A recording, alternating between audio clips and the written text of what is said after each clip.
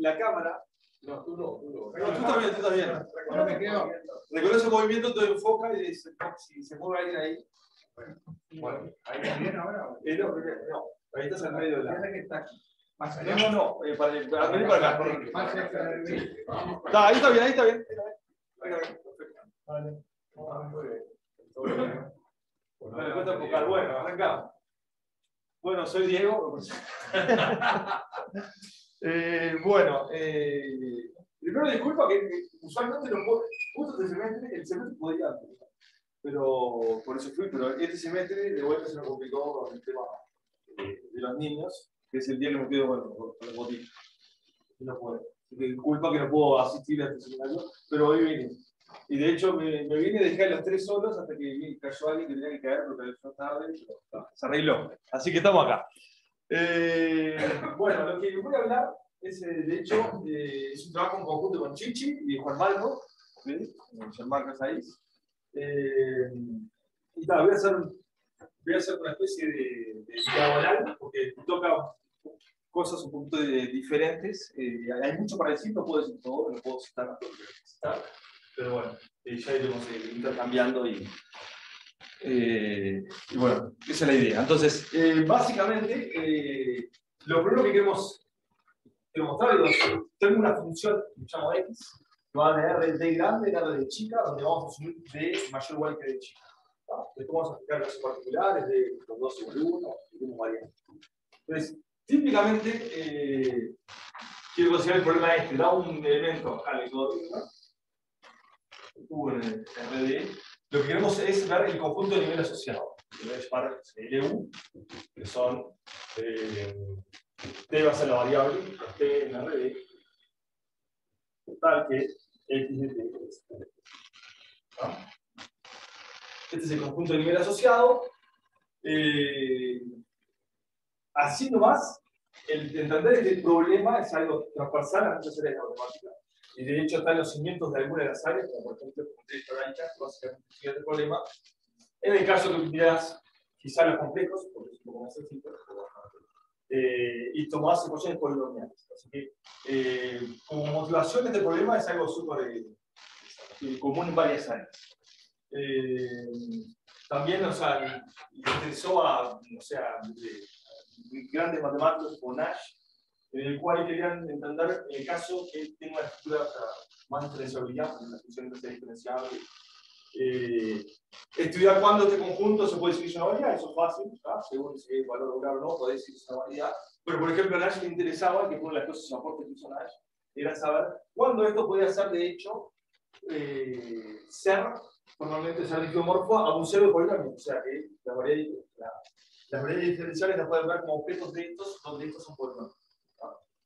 Entonces, por todos lados hay cosas súper interesantes planteados en esto que simplemente, si lo miran más, como más básico, queremos ver el conjunto de solución de un sistema de ecuaciones. Tenés D chiquita ecuaciones y D incógnitas.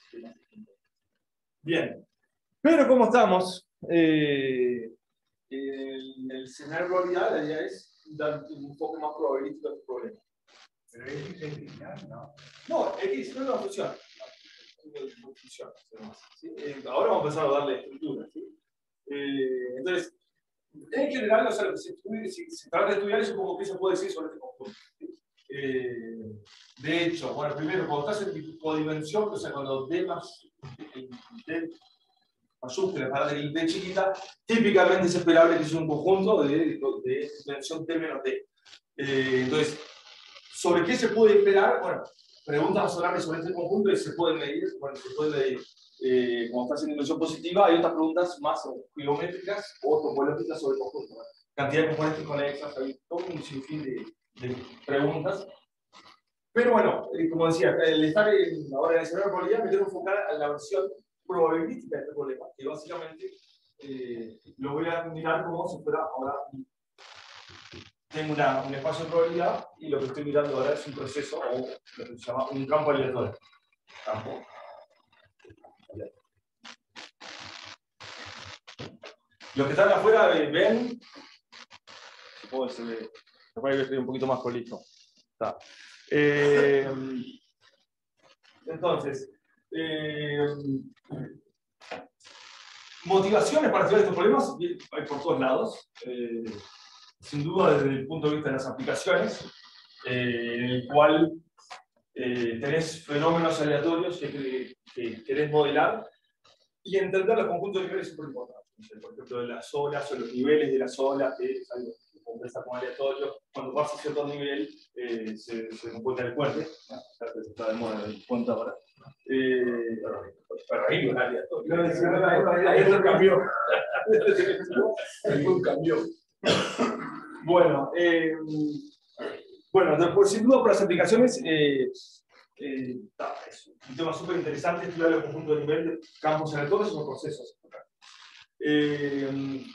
De otro punto de vista, se puede ver como una deformación de este problema en sí, que es como el punto de vista que más me interesa, en el sentido que entender este problema que es súper general y es súper difícil, y en algunos casos particulares que puede interesar, bueno, lo digo, supongo que en mi mapa este polinomial, entender este conjunto depende mucho cómo es el mapa. Entonces, piensen simplemente en el caso de una variable, tengo una función polinomial.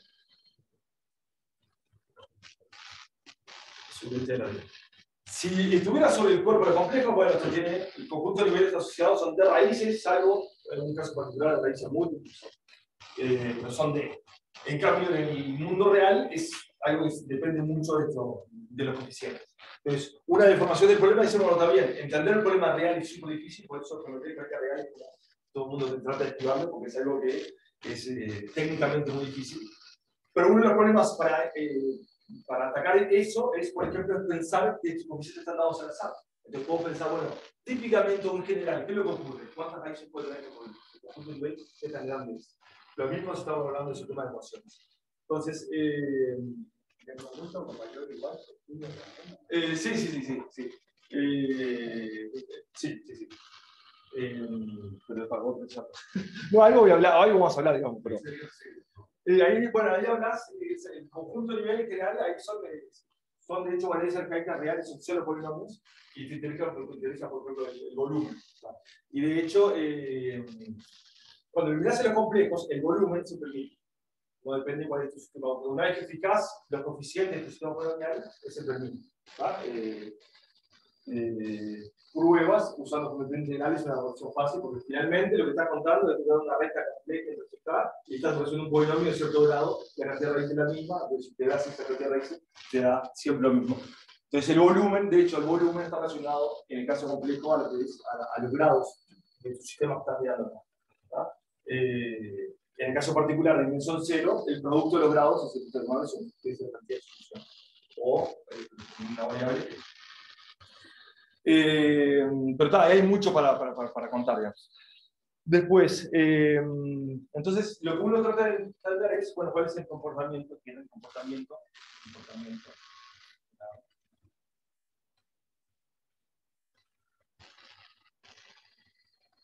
Está un poco vago del conjunto de nivel N. Bien. Entonces, para bajar un poquito a tierra, arranquemos cómo se fue desarrollando esto históricamente. Y lo que primero que se estudió, obviamente, es el caso de R. O sea, uno tiene una función aleatoria, o puedo esquivar ahora el omega. ¿Sí? Una función aleatoria, o sea, para cada azar tengo una función, o sea, tengo un proceso. No, eso es plástico. Entonces, los nombres así más famosos de esa época son Katz y Rice, por razones distintas. Rice tratando de formalizar el ruido aleatorio, una formalización de eso, y después Katz por un interés mucho más relacionado a esto, ¿sí? Al número de soluciones de polinomios aleatorios. Entonces, básicamente Katz lo que estudia le llama LX, simplemente el cardinal del conjunto de nivel, L le pongo el level set, 0, la cantidad de imágenes del 0. Lo que quería estudiar Katz era esto, ¿qué puedo decir? Del valor esperado del número de soluciones. De un polinomio de grado D fijo. De hecho, considera bueno, no sé cuántas consideró, pero la que fue famosa, digamos, fue cuando uno toma los coeficientes y de normales 0,1, es el primer resultado paradigmático en ese momento de encontrar una fórmula explícita o asintótica del número de soluciones. Y básicamente prueba que en este caso la esperanza del proceso, acá lo puedo poner si quiero un suple, para hablar, porque va a ser asintótico en el grado, va a cambiar el grado, y lo que da es que esto, cuando el grado es grande, es casi como 2 sobre pi igual a 4. O sea, lo que prueba Katz es básicamente que el número de soluciones es bastante más chico que el caso complejo, que es D, digamos, pero tiene este comportamiento asintótico. Bueno, para eso, esto da para también otra charla sobre otro mundo, el caso particular de tomar sistemas aleatorios, no polinomiales aleatorios. Entonces, pero lo interesante de acá es que la prueba de Katz crea una fórmula que ahora usualmente se llama la fórmula de Katz, en el cual puede estimar o dar una fórmula explícita para esto, del cual puede estimar los resultados asintóticos. El problema en general de ese tipo de fórmulas aparece cuando tu conjunto tiene singularidades o cuando tenés raíces múltiples. Es como uno trata de evitar y la fórmula queda explícita. No sé, lo heurístico ahí es que cuando estás en raíces dobles, algo tiene que, algún problema te tiene que crear, simplemente porque cualquier perturbación hace que te parezcan dos raíces o no parezcan raíces. Eso, las fórmulas en general explícitas para esto aparecen. Entonces, siempre es un problema las singularidades. ¿No?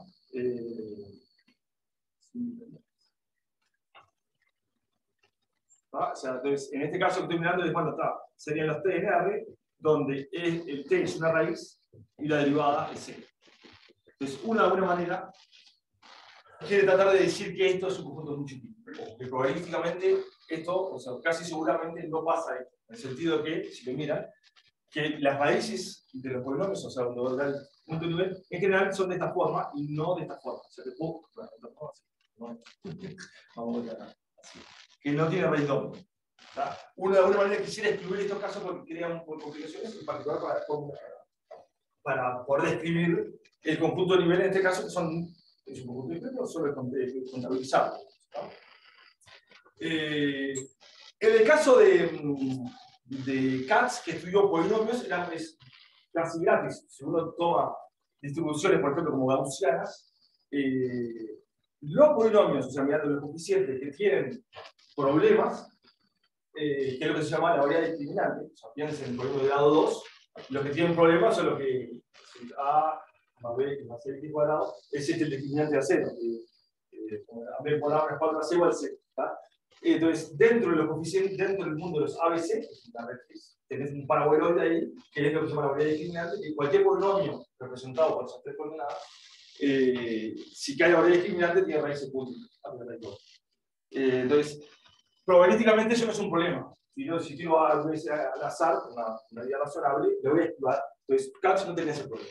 Pero en general, cuando uno trabaja un proceso en general, que no tiene por qué ser polinomiales, de alguna manera quiere que esta condición no ocurra o que tenga probabilidad de que casi seguro esto no ocurra. O, si quieren, me gustaría que la probabilidad de que exista algún punto crítico quisiera que esto sea cero. Entonces, dar alguna condición, ¿cuáles son las condiciones que debería dar sobre un proceso para poder asegurar esto? Y esto es súper común en las fórmulas actuales, digamos, donde de alguna manera uno trata de esquivar qué propiedades debe haber un proceso para poder quitar esto, de que esto ocurre con probabilidad cero y puede poder trabajar con unidad. Bueno, el primer resultado importante de eso fue Unicaya.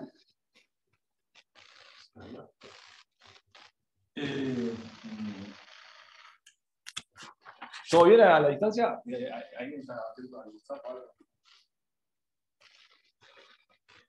Me pueden interrumpirme cuando quieran, obviamente.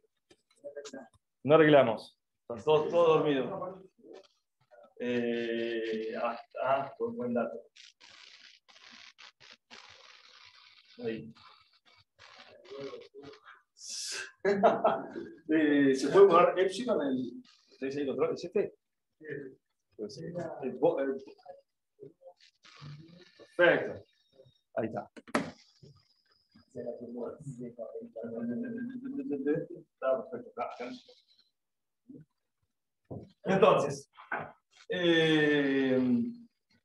¿qué dice Bully? Que si tengo X de R, proceso estocástico, con trayectoria C1, que ya digo lo que es, porque es muy sencillo, trayectorias C1. Eso simplemente que si fijas una omeguita, tu función de utilidad es C1. Eso es lo que se llama las trayectorias. Y bueno, y ahora viene, algo se necesita decir, ¿sí? Entonces, la condición que le motivó a Brunskaya es la siguiente. Bueno, le explico después la discutimos. Lo que pide es que la densidad, o sea, esto es X de T es una variable aleatoria, entonces lo que quiere es que la densidad sea acotada. Esto acotado. Formalmente se pide que para T en un compacto, permíteme en esta charla sacarle todo lo ir más al grano, de dar enunciados más escuetos y directos. Entonces, ¿qué es pedir esto con T? Normalmente lo hacemos y en un intervalo así. ¿Para qué? Porque si permite toda la recta y tomo un cero, va a dar infinito para trabajar en compacto, básicamente. ¿Está? Entonces, lo está definiendo en un intervalo. ¿Qué estaba hablando de la densidad? Bueno, ok, nada, que X de T es una variable aleatoria y lo que estamos pidiendo, lo que pide Brunskaya es que la densidad sea acotada. ¿Qué quiere decir eso? A nivel de. ¿Por qué es importante en horas de tener un resultado como este? Básicamente lo que hace es que si yo me fijo un T cualquiera, la variable aleatoria acá se está moviendo y no está mucho tiempo en un lugar. O sea, porque si fuera un átomo, daría densidad infinita, entonces si estaría fija en todo este tiempo, acá me genera complicaciones.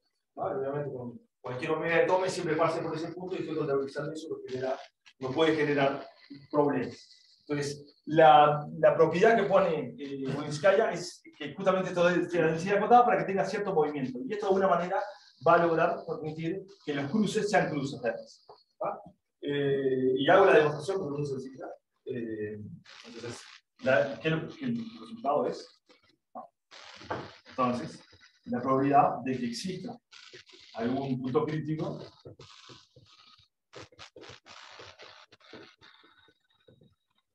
esto es 0.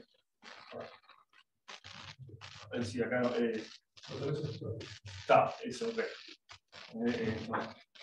La probabilidad de. Acá dice que firma el T. La probabilidad de este evento es 0. ¿Ok?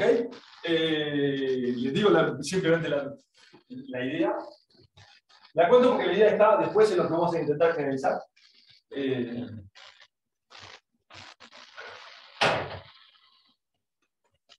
Entonces, ¿cuál es la idea de demostración?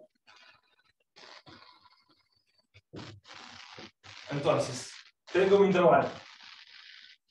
Vamos a ver que sea el 0, 1. ¿Cuáles son mis hipótesis? Trayectoria C1, ¿sí?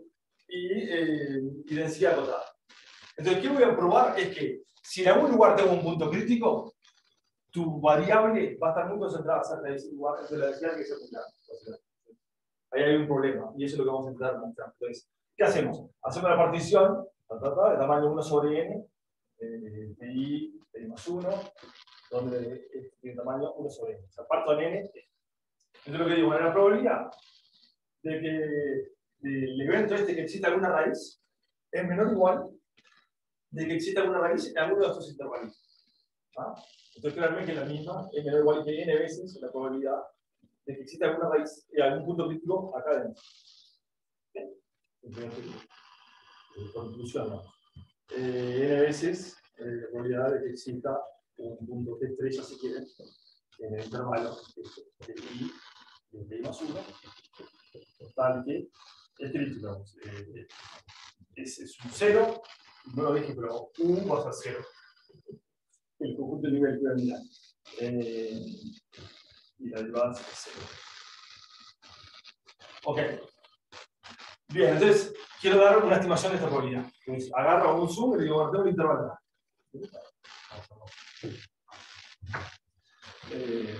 Tengo TI, tengo TI más 1. Ahí está suponiendo algo. Que el proceso es C1, el proceso castigo C1 y la densidad total. Es súper general. No. Por eso dije, no voy a hacer. Es menor igual que la suma de la probabilidad. Lo que digo que esto me va a contar un informe, no importa cuál es el intervalo. Sí.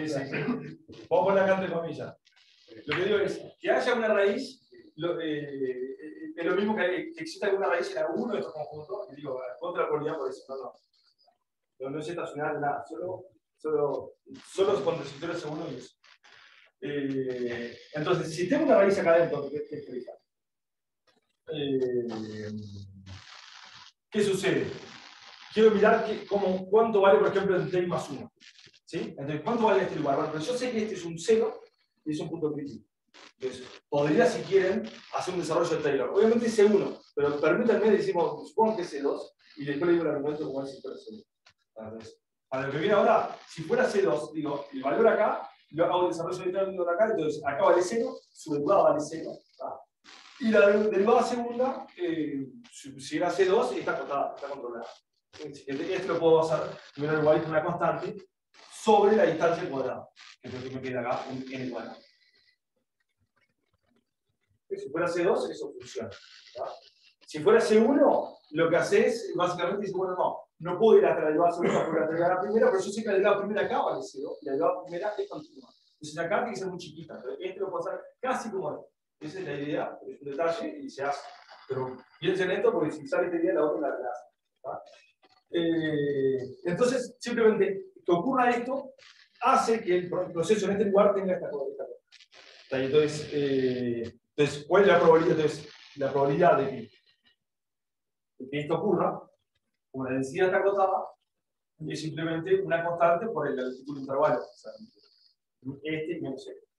Si la probabilidad de esto es menor o igual de este proceso acá, que es cierta constante, que tiene que ver con la cota de la densidad sobre este número. Como multiplico por n, se me cancela, y cuando n tiene un quinto, se cancela. ¿Muy rápido está bien? Esa es la prueba. Lo único que digo, cuando es C1, hace la estimación de usar el módulo de continuidad de la derivada. Y obviamente están los detalles, que estoy pasando arriba, es si la derivada segunda es continua, es acotada CTP, digamos. ¿Cómo hacer la típica probabilidad? En un conjunto de probabilidad casi total, el coso es menor que cierta constante. Que es tan grande, y lo otro es ruido. Entonces, a partir de ahí, esta es la constante que genera. Enorme, no importa, trabajo sobre eso. Y listo. Esa es el lema unitario. Hipótesis, nada, C1 y densidad acotada. ¿Sí? ¿Cómo? Lo haces en un intervalo compacto, pero después lo puedes repetir. Por aditividad, puedes hacer una abierta y lo haces en PH. Pero supongamos, bueno, sí, exacto. Es un problema local. No te interesa. Ahí está. Sí, yo tenía las mismas dudas, pero le dije que funciona.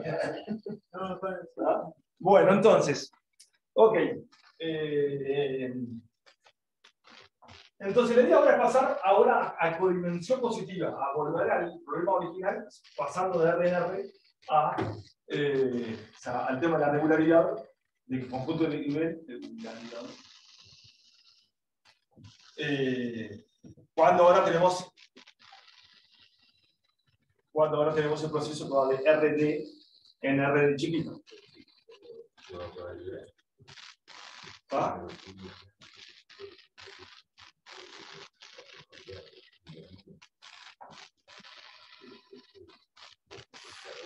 Bueno, entonces, si uno puede decir, bueno, si tu campo aleatorio es suficientemente diferenciable, ¿ah? Uno tiene, podría usar el teorema de Sartre, en el cual me dice que el conjunto de valores regulares, o sea que en el codominio, casi todos son regulares, o sea, casi todos no.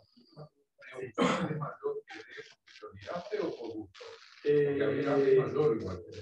Bueno, por eso No, no, está bien, sí, más igual. No iba a hablar de mayor, de distinto, pero tengo que hablar del caso de que también es súper interesante, o sea, obviamente, de la misma dimensión a la misma dimensión. Me trabajar en el conjunto los dos. ¿No? Entonces, nada, el teorema de Sartre lo que te dice básicamente es que si tu función es suficientemente diferenciable, el conjunto de valores regulares es todo, el conjunto de valores críticos tiene medida cero. ¿Veis? O sea, agarraste tu función suficientemente diferenciable, una sola, el conjunto de valores donde tenés picos, tenés máximo, mínimo, local, todo eso se acumula en los puntos picos y los valores picos, eso con probabilidad cero lo vas a invocar. Pero ¿cuál es el problema? Que acá lo que queremos es el valor, queremos un valor específico, el cero. Entonces, un teorema de Sartre no funciona. O sea, si quiero hacer un argumento sobre agarrar el conjunto del nivel 0 y tomar todos los niveles asociados al 0, un teorema de Sartre no te va a aportar nada. El teorema de Sartre dice, bueno, 7p en cada una, pero yo quiero un nivel fijo. Si quiero decir, en general, los conjuntos de nivel, tirando el nivel al azar, sí podría decir algo, la localidad es una variedad diferenciable sin infinito todavía, por Sartre. Pero yo lo que quiero es el nivel 0. Eso es muy importante, porque hemos visto, ¿no? Algunas de estas variedades. La gente piensa que lo que estás contando es como sencillo porque sale por Sartre, pero lo que uno importante que quiere es Sartre, ¿no? Nivel 0. Bien. Como comentario de Sartre. Y además, lo otro, uno es porque querés ser nivel 0. Y lo otro es que te gustaría que no sea muy diferenciable. Para el teorema de Sartre necesitas una diferenciabilidad un poco grande, que es que para que funcione eso, tiene que ser de clase D grande menos D chica más 1. En el caso de, por ejemplo, cuando te funciona C1 o estás en la misma dimensión. ¿No? Que queremos ir al caso C1. ¿Ok? Es como me pidió llamar intentar hacer estas cosas en el caso C1. Es decir, que de chica es uno. No, que C1, que la diferencialidad sea C1. Solo pedirle C1, o sea, lo que digo es, Sartre, lo que tenés que pedir es que tu proceso sea de clase C de es muy, o sea, si hay una diferencia entre todos, es alcanzar eso, ¿no? Y para las implicaciones, uno le gustaría no pedir más que esto en principio, ¿no? Si se puede. Bien, entonces, pero para mostrar que acá aparecen problemas, uno puede, por ejemplo, tomar este proceso de R2 en R. R2 en R. Que es X de T1, X de T2, igual a T1 cuadrado menos T2 cuadrado, por ahora es determinístico, y acá el enchufo es una normal. Ahí está con distribución normal 0. Entonces ahí tengo un proceso, un campo aleatorio de R2 en R. ¿Sí? Entonces el conjunto de nivel del 0, lo ven fácil, es simplemente esto. Cuando entonces 0 es una cruz. ¿No? Entonces, ya de el conjunto de nivel no te da una variedad. Y yo no te da una variedad, se te pega en ningún momento. Porque te da una singularidad en este punto. ¿Está? Esto un poco lo pusimos en el artículo abajo, y había algunos artículos que decían, bueno, si ese 1, 7p, el conjunto es una variedad. Sin prueba, que seguimos adelante. Inmediato, que no importa cuál es el omeguita acá, este es el conjunto de nivel. ¿Okay? Bien. Pero uno podría argumentar. Porque eso es infinito. ¿Cómo? Eso es infinito. Esto es infinito, claro. Sí, pero uno podría argumentar, bueno, pero tu densidad no está acotada. En 0, por ejemplo, si agarro el punto 0, en 0 vale 0 siempre. Pues estos puntos de densidad es un átomo. O sea, está ahí fijo todo eso. Bueno, eso, si le pones densidad acotada, podés probar que es una variedad. Y bueno, pongo un ejemplo de lo que no vale la pena, que justamente es en el cual te puede estar densidad acotada C1 igual tus variedades, tu conjunto de nivel no son variedades, ¿no? Ahora lo digo rápidamente, para no dejarlo con la espina. Por lo más es divertido. Existe una función, entonces lo que voy a mostrar es que aún que tu función sea C1, y con densidad acotada, podés probar que los conjuntos de nivel no tienen por qué ser variedades CTP. Pueden tener singularidades. Entonces, existe una función de acá, que es C1, y el conjunto de valores críticos y valores críticos. Es, perdón, el C1 en R.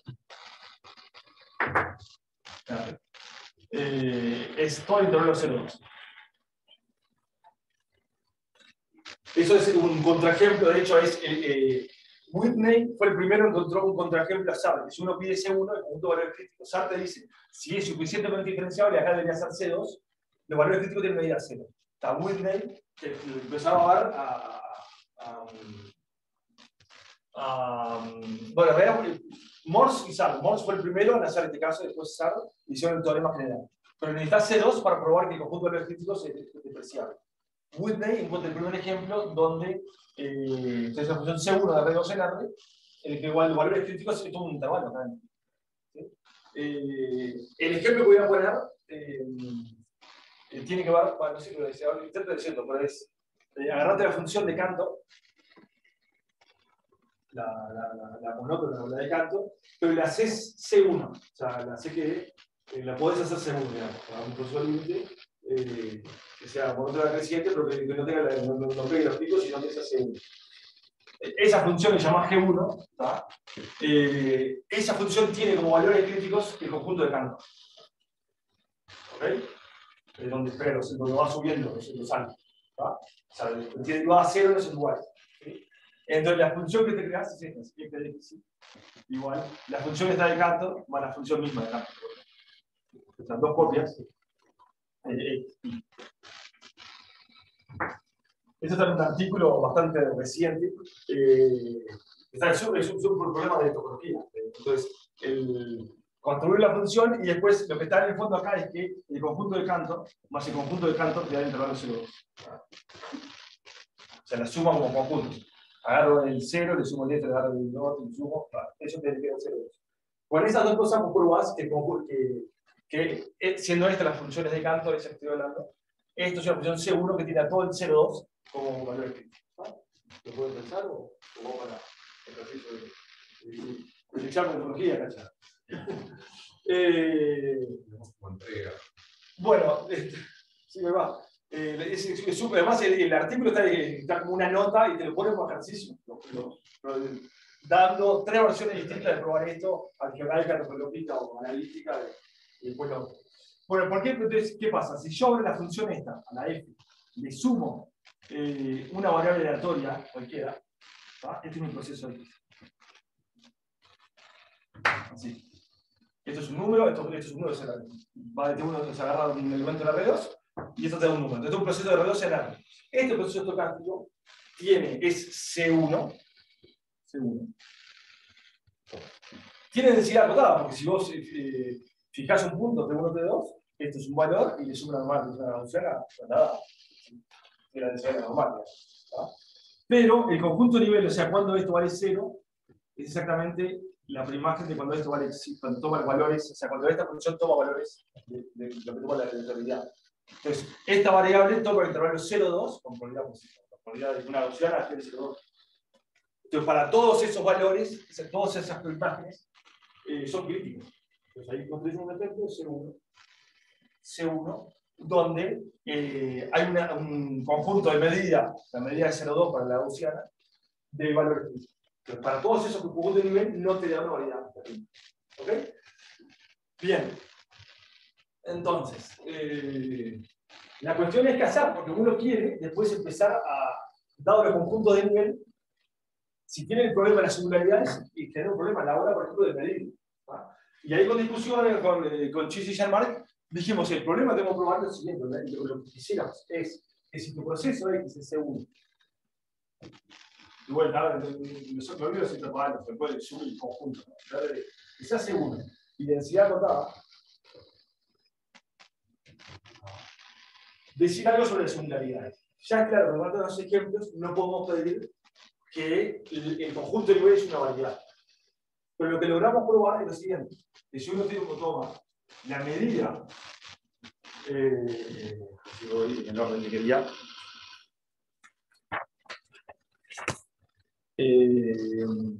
si uno toma, fíjense esto, en general, si estás en un lugar razonable, ¿sí? Tu conjunto tiene dimensión d menos d, d más d mayúscula menos d. Quiere decir, cada vez que le pongo una ecuación, estoy eliminando, estoy hablando de una ecuación, estoy bajando de dimensión d, o sea, al r de n estoy sacando d dimensiones. Entonces, si de alguna manera podemos probar que el conjunto, donde x de t vale 0, y lo que no dije era lo que eran puntos críticos, mayor dimensión, pero que el rango de la derivada del proceso sea menor, o sea, no del rango máximo, menor que d. Estos son los puntos críticos. Entonces, lo que queríamos probar es que la medida de esto es 0. En este caso, típicamente la primaje de esto tiene dimensión 1, lo podemos ver como esto, pero lo que estamos diciendo va todo bien, S1, sigue con la cosa que no funciona, pero no tiene. Pero lo que digo es, ¿dónde está el punto problemático en la variedad esta, la primaje? Eso no nos va a limitar a poder medir o sacar conclusiones. Entonces, la versión que proponemos, digamos, de unitaria general es la siguiente. Mapa seguro con densidad acotada, probar que el conjunto de puntos críticos tiene medida 0 en la dimensión correcta. ¿Ok? Entonces, con esto vamos a probar que el resto de la curva de nivel es una variedad. Entonces, la curva de nivel es 0. Lo vamos a poner como un conjunto que es una variedad diferenciable, salvo unos lugares de medida 0 de la perspectiva, que son donde es crítica. Y obviamente cuando D es el más chiquito, fíjense, esto es la medida de conteo, de lo que estamos operando en Italia. Mapa C1, densidad acotada, cuando D es igual a D chiquita, o sea, cuando tiene la misma dimensión, el unitario es dimensión 1, ¿no? Que es limitado. Esto vale 0, entonces esto es la medida de conteo, los puntos críticos tienen medida 0. O sea, la probabilidad de que exista un punto crítico es 0. ¿Se entiende? En ese ejemplo serían las rectas, lo que tiene medida 0 alrededor. En este ejemplo justo no aplica, pero sí vale el resultado. Digamos. En este ejemplo, la curva de nivel, el conjunto de nivel del 0 son siempre fijos, es siempre. Lo que digo es, esto es una variedad, salvo en este punto. ¿Dónde está el punto crítico del conjunto de nivel? Solo en el 0. Es algo puntual. Entonces, si lo mido con la medida de caldo unidimensional, con la longitud, esto es el 0. Entonces, pasa esto. Pero no va a aplicar el teorema porque no decía acordar. Pero sí aplicaría para este, y es un desafío ver cómo es el conjunto de nivel, dónde estos valores críticos, cómo son. No sé, me puse a pensar ayer, pero tuve que seguir con la charla, pero no me la daba. Porque vos tenés que un conjunto de medida positiva, tu conjunto de nivel no es una variedad. Pero lo que te está diciendo esto es que no es una variedad, pero es casi una variedad, salvo algunos puntos. Los otros son curvas, salvo con algunos puntos de intersección. Bueno, entonces esto lo hicimos con Chichi y Jean-Marc, y le doy la heurística, no era la prueba, le doy la heurística de la prueba. ¿Sí?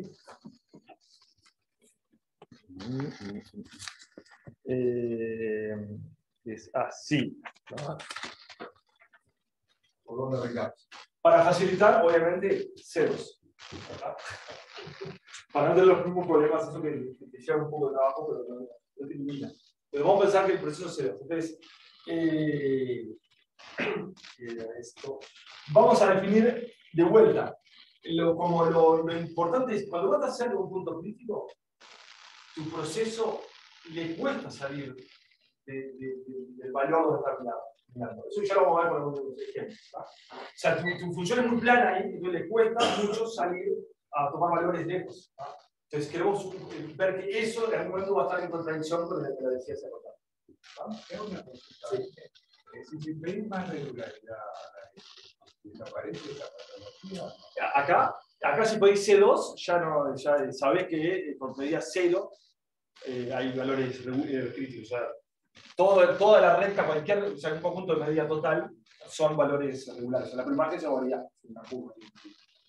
Eso es eso es algo. Uno se podría plantear cómo vamos montando los golpes de la derivada para llegar a C2. ¿Cuándo tiene? O sea, cuando se quiebra. Sí, hay mucho trabajo sobre eso. O sea, ok, saben, era eso, hasta dónde aproximarse. Por eso el ejemplo de Whitney dijo, por lo menos, si le sacas una dimensión de SAR, que sería la que puse acá, le sacas una de esto, ya sabés que con medida positiva el valor es crítico. Pero después está ahí trabajos de eso, hasta dónde vas aproximando. Bueno, entonces, una manera de medir eso, que después me tenés que tener un nombre, que se llama el tiempo local. No otra cosa, pero bueno. Pero fue gracioso porque Sherman tiene una prueba para la versión, Sherman encontró una prueba de este resultado de dimensión de chiquito, la misma dimensión. ¿Va? En ese caso es medida de conteo, probar que esto podría ser. Bueno, después con trabajo, digamos, llegamos el concepto que estábamos usando era el tiempo local, pero lo mismo que usaba esa parte. Así que bueno. Entonces, ¿qué era el tiempo local? Le pido así como quiero llamar, que es el límite, ¿verdad? Cuando delta tiende a 0, de 1 sobre, primero pongo la medida de, lo pongo más rápido.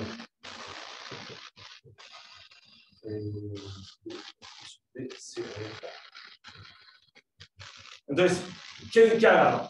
En vez de mirar el conjunto de niveles en 0, tomo un pequeño engorde. O sea, tengo en el dominio, o sea, en R, piensa el de R2 en R. En vez de tomar en 0, tomo un intervalito. Esto lo que me daría es un engorde de un entorno tubular, la primera tendencia. ¿Y qué toma el límite tendiendo a 0? Obviamente la normalización, ¿sí? O sea, acá lo dividís sobre el volumen de la bola. La bola en esta dimensión. ¿Está bien? Ya vamos a ver por qué esta debería ser normalización. Entonces, este es el cociente. ¿Se entiende lo que es? O sea, estoy mirando el valor 0. Los estocásticos, miro la imagen de esto. Estos son como entornos tubulares aleatorios que se van moviendo. ¿Sí? Calculo el volumen de eso y divido sobre el volumen, esta es la misma. Le pongo sigma D porque a veces puede hacerlo medido, en la misma medida. ¿No? Bien, entonces este es el tiempo local. ¿Sí? Entonces, ¿qué sucede? En la esperanza de esto, del tiempo local, la esperanza de esto, haces Fatu, esto es menor o igual que el límite inferior cuando delta tiende a 0, de la esperanza de este bicho, o sea, 1 sobre el volumen, está fijo, el volumen de la bola, 0 delta. Y acá te queda la esperanza de esto. ¿Sí? Pero esto es la integral de la función indicatriz. Entonces, mete la esperanza para adentro, la esperanza de la indicatriz y la probabilidad de esto. Y después te queda la integral de eso, pero obviamente está muy compacto, no lo puse, pero te queda el dominio compacto. Lo que digo es que esto finalmente, esto te queda es la integral en un T incluido en la red es un compacto, que no está definido de hecho que en el fondillo hay un compacto que la integral en la red de la esperanza de la indicatriz del evento este, que se llama su algo más probabilistíco. T, vamos, X de T, norma, menor que delta. Ahí está. Okay, bueno, y esta es la probabilidad de este evento. Como tiene densidad rotada, y el valor está en RD, esto es algo como el volumen de la bola de la vez. Finalmente probaste que esto es una menor constante. Por la propiedad de densidad rotada. Entonces, ¿qué queremos decir con esto? Todo bien, podés hacer este límite local, pero la esperanza de esto es finita. O sea, quiere decir que CTP, esta variable aleatoria, es finita. ¿Ok? Bien. Y esto, y ahora vamos a mirar un caso determinístico para ver qué es lo que ocurre y dónde está la heurística de la prueba.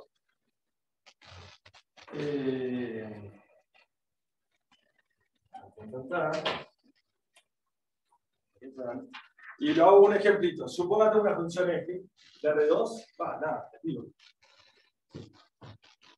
Tengo f de xy igual x cuadrado más y igual. En sí, determinística. ¿Sí? Entonces, si uno mira el conjunto de nivel, por ejemplo, del 1, ¿sí? Te queda el círculo de radio 1, que vamos a llamarle L1. Está el conjunto de nivel del 1 de eso. ¿Sí? Entonces la función f va a ver. Puse el 1, medio de eso. La primera del cielo me da este punto. O sea, cualquier otra cosa tengo un círculo de radio, la raíz cuadrada, el valor de la función. ¿Ok? Bien, entonces, si miro acá, entonces digo, esto es una curva de nivel típica, linda, variada, todo hermoso. ¿Sí? Entonces, ¿qué sucede?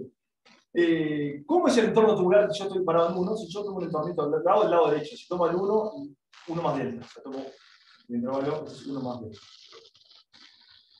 ¿Ok? Tomo este intervalito. Entonces, si uno toma el intervalito este, lo que te da acá, te da.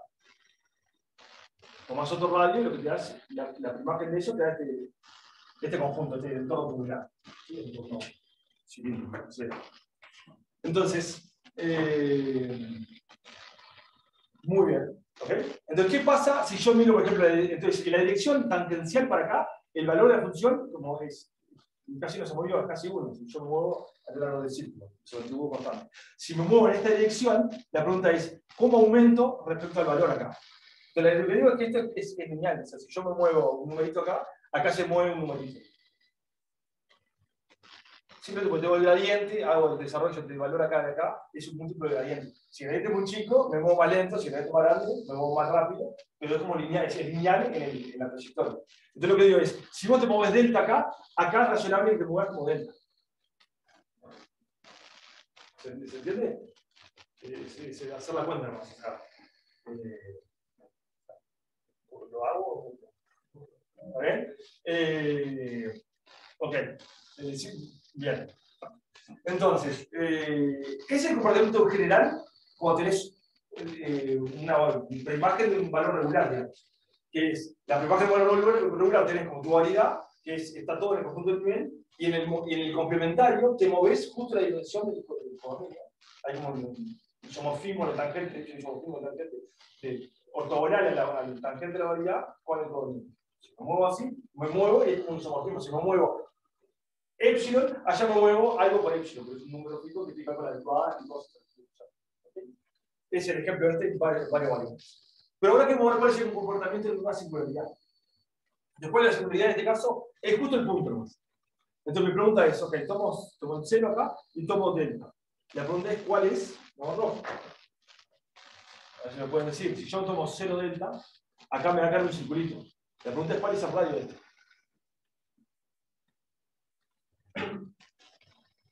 Si tomo la imagen de delta. Es raíz de delta. Exactamente. Entonces, ahora es raíz de delta, que es mucho más grande que esto, que el delta cuando es chico. Entonces, ¿qué sucede? Cuando estoy en el valor crítico, la primaje de esta bola es mucho más grande. ¿Ok? Justo acá pasa algo particular diciendo, bueno, está, es más grande, todo bien, pero si mira los volúmenes o las áreas, las dos imágenes, la azul y la roja, miden casi lo mismo, porque la azul, esto es como delta y esto es como 2pi, como 2pi por delta. Y esto es pi por el radio cuadrado, pi por delta. No hay cambio. Pero ¿dónde está? Pero ahora le digo esto. ¿Y qué sucede si en vez de fuera ser un punto, que tus valores críticos sean un pedazo de segmento? Si es un pedazo de segmento, el conjunto crítico en el nivel. Esto quiere decir que tu posición es constante acá, pero en la dirección ortogonal se mueve por raíz de delta. Acá se mueve por raíz de delta. El entorno tubular acá va a ser de esta manera. Entonces, ¿qué sucede? Que si mi conjunto de valores críticos es un poco más grande, la imagen de esto es raíz de delta por un número. O sea, ahora sí. si a esto lo divido sobre delta, que es la normalización esta en este caso, eso es objetivo. Entonces, con este ejemplo, dije, el resultado que hay que tener es el siguiente. Lema.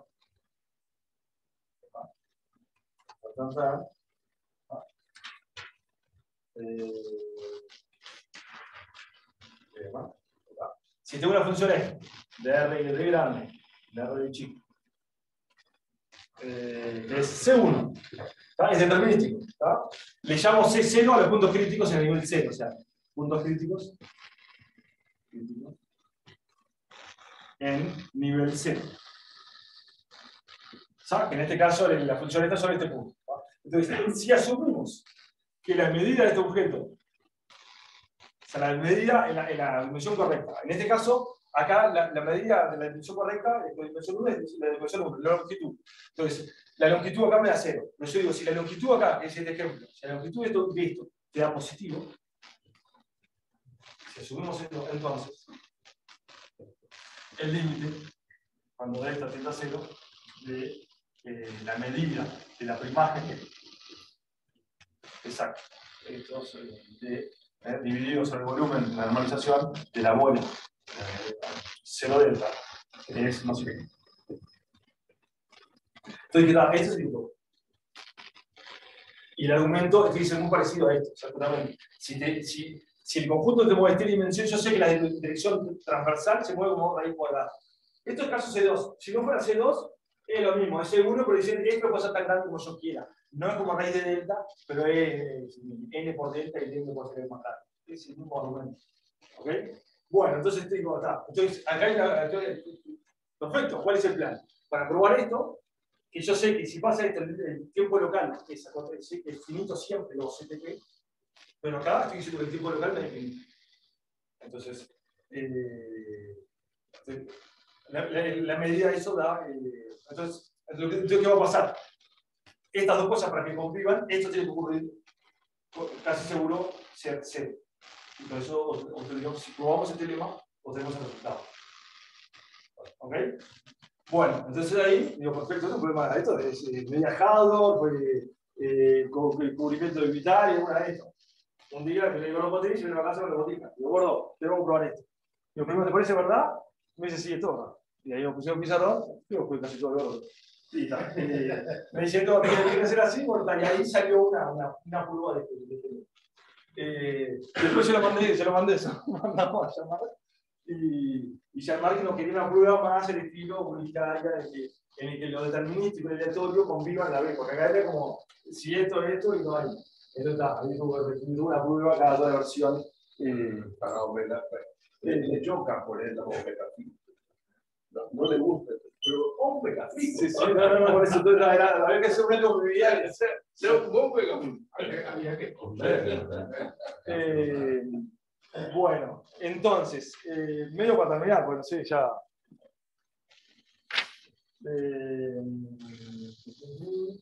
Bueno, entonces todo esto era porque queríamos ir a una fórmula de raíz donde la hipótesis fuera C1 y alguna cosita más y que pudiera funcionar. Entonces, ahora vamos al otro capítulo, pero luego la diagonal, más diagonal que.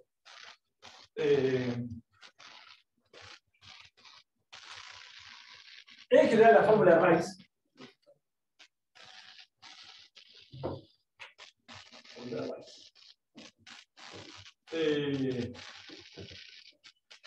RD, y con muchas hipótesis, digamos, lo que terminamos probando, lo que falta de las hipótesis, es que el conjunto, o sea, ahora las es, ya no vamos a inventar sector, L0 de B.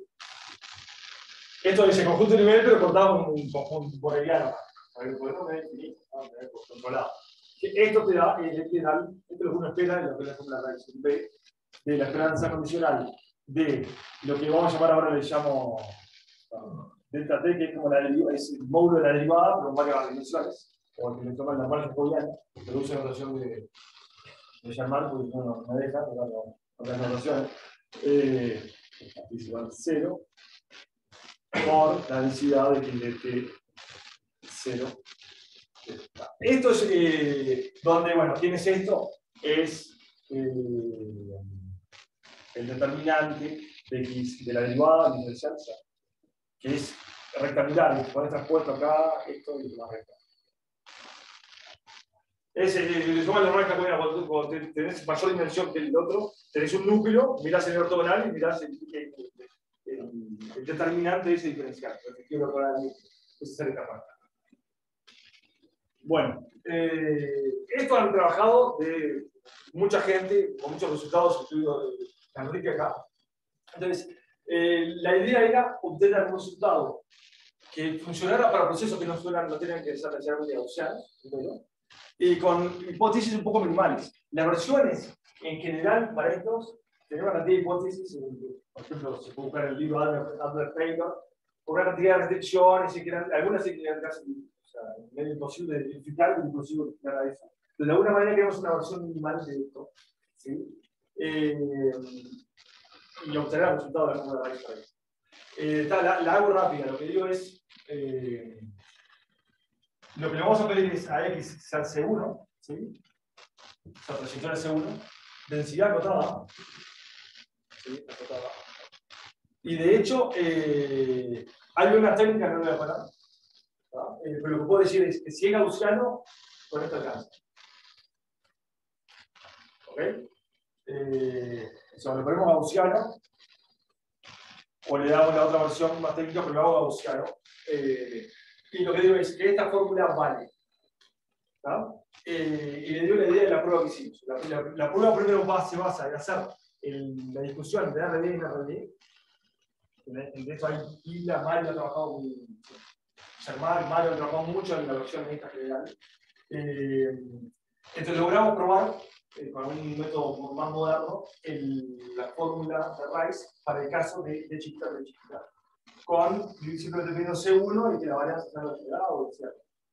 ¿Ok? Eso es el caso gaussiano. En el caso de otro gaussiano, lo mismo para el programa una cosa técnica sobre la densidad funcional, pero no me acuerdo, no hay tiempo para explicarlo. Pero lo que quería contar es que, bueno, con esto la idea era cómo obtener una fórmula de raíz para acá. Y ahí lo que tendré que contar cómo puede ser el integral para esto y cómo se relaciona con el anterior. Y con eso termino. Ya lo digo una vez, pero no lo tengo. El tema es que esto primero se hace. ¿Tá? Y ahora, cuando vuelvo al caso general de R grande a R chica,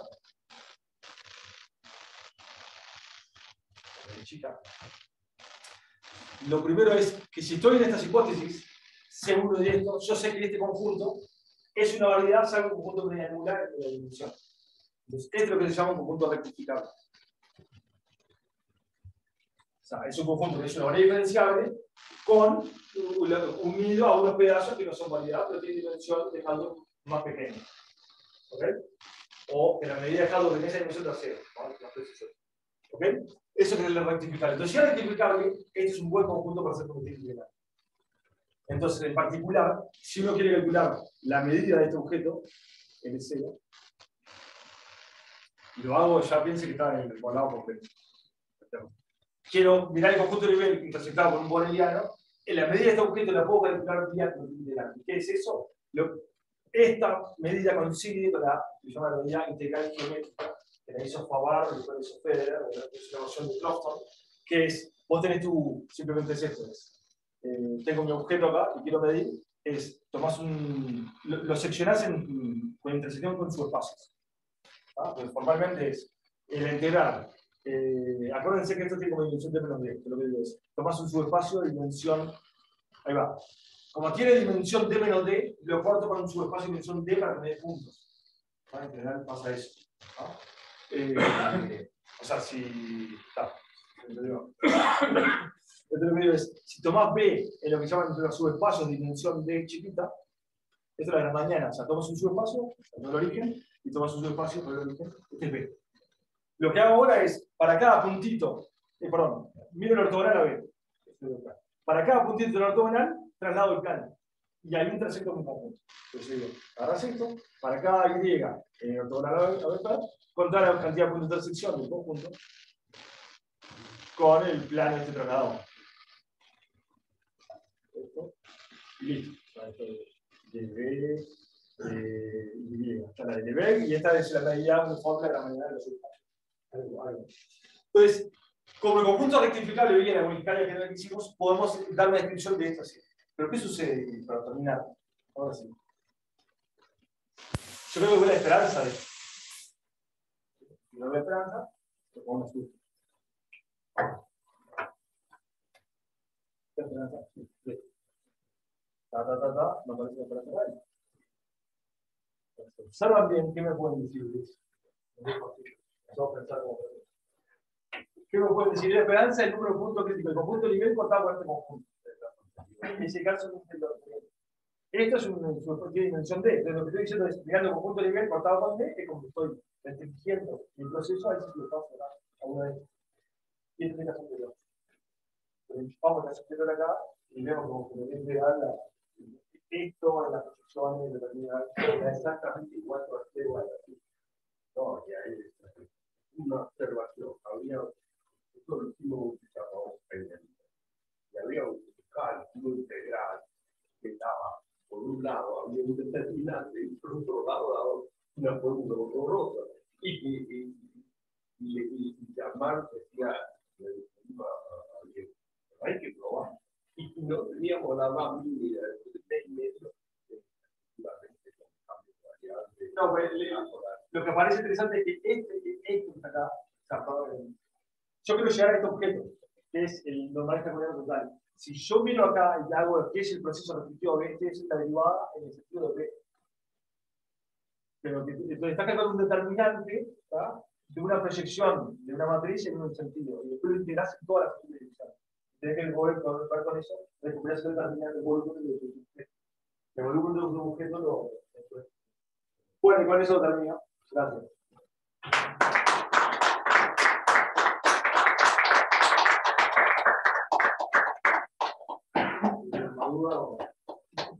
Pero bueno, ya fue un proceso lindo. ¿Eh? Sí, está ahí. Oh, No, bueno, no, por eso está en un periodo de incubación que ya está casi en la incubadora. No, que no llegué a estudiar los ejemplos de los más sometidos todavía. No, está en alcalde, el 15 de octubre de la día para sí, esa era la fecha. Yo voy para la revisión, llegué a tramitar una observación sentimental. Es muy curioso, yo aprendí esto con un uruguayo que me dice el artículo en español, la misma forma, exactamente en otras condiciones, 40 años atrás. Y ahora llego a digamos, al que siempre quise hacer el artículo de Enrique con C1 y sin condiciones de la oficialidad, con otro uruguayo, que además se buscó la ayuda del sorpresado que se cayó esa barrita. ¿Qué le piden a la ¿Qué le piden a la No, le voy a ganar, no. El gran problema de cuando uno es gaussiano es que ahí hemos tenido trabajando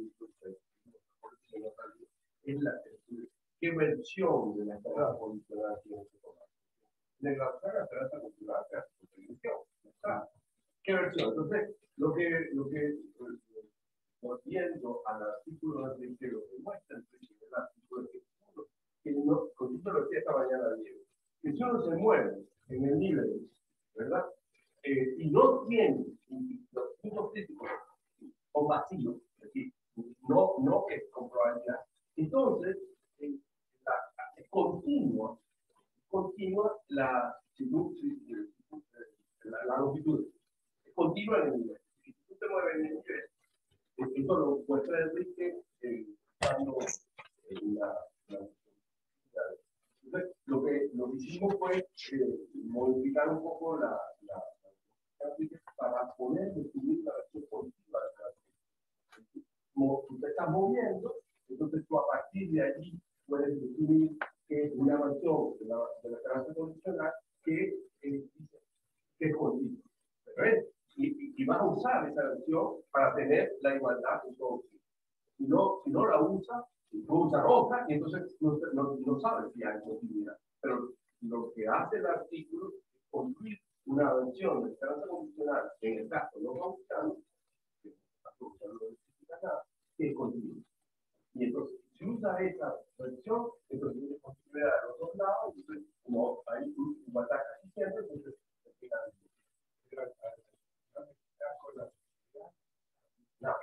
cualquier cosa. Es como un 40 años. Trabajo. Y Diego, que tengo que reconocer.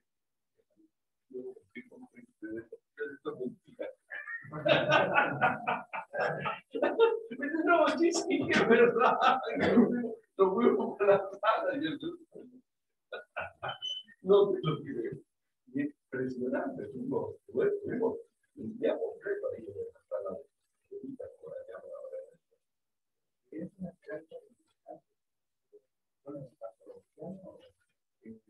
no, pues, digamos, hay casos lindos. Por ejemplo, en el presidente gravitacional, cuando tú tienes un proceso de crecimiento variable a 2 niveles, entonces tienes una versión ahí tienes unicidad en la alternancia funcional y que demuestra que es continuo, entonces es la que puedes definir a través de las variables a 2 niveles. Y hay, por ejemplo, en el caso de los polinomios, en el caso de los gravitacionales, hay una serie de procesos no gaussianos que se definen como suma, entre comillas, de variables de la ecuación, que no son gaussianas. Entonces, tú ahí puedes pasar a otro cambio de variable, ¿verdad? Pasas a las variables que definen el proceso, ¿verdad? Condicionan, hace un cambio de variable. Entonces, en ese caso, hay unicidad en la representación, pero es que viene dado porque tiene variables de la representación. Y no lo sabemos, porque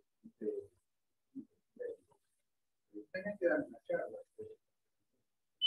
Bueno, Chamar debería dar la charla, porque Chamar fue. ¿Por qué nos dio Chamar esta locura? Porque ven a luz de Chamar. Chamar tú has estudiado los ceros de la verosimilitud, ¿verdad? Los ceros de la verosimilitud como un proceso inventado por el parámetro. Entonces empezó a trabajar y entonces empezó a publicar. No, venía un café de esto y tal. Y efectivamente, él muestra, en el caso de la verosimilitud, que él mismo sabe calcular el número de países. Y esto es importante para problemas de ley. Entonces, ahí fue que empezamos a trabajar y a trabajar.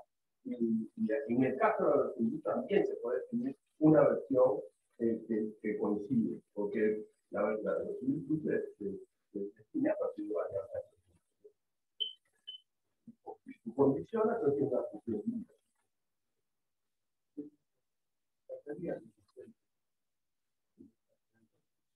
Fuera de todo el tema.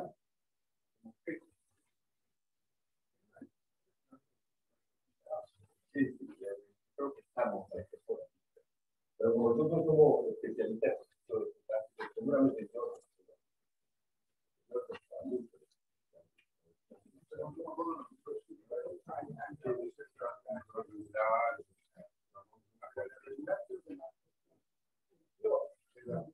Ahí está todavía. Bueno, ¿tienen duda ahí? No, supongo que no. Sí, No. Hola, Pau. Hola. No, pero podría, Diego, podés aprovechar a hacer propaganda del evento de diciembre. Ya me despido ya, espera.